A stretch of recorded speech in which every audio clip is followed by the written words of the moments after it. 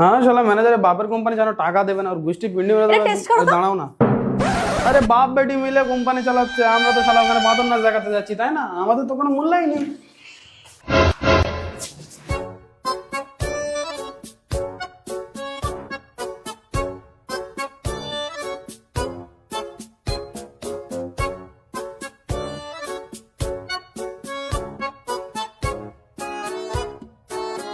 শ্রুতি, জল আসে না। জল আসবেও না, কেন?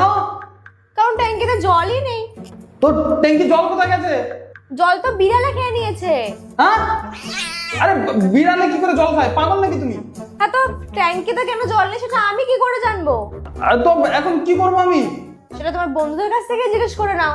আরে यार, আমি বন্ধুদেরকে ফোন করে কি করবো এখন? আরে প্লিজ আর কিছু করো। দাঁড়াও, কেউ এসে দেখে আসি।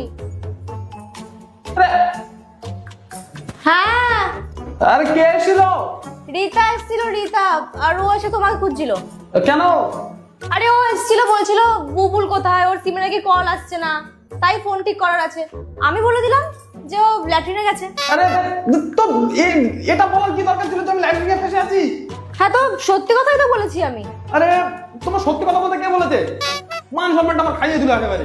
হ্যালো, আরে কার সাথে কথা বলছো? আরে ও তো ল্যাট্রিনে গেছে, আসলে জল নেই তো তাই ভিতরে না ফেসে গেছে। আরে কার সাথে কথা বলছো তুমি শুনতেই?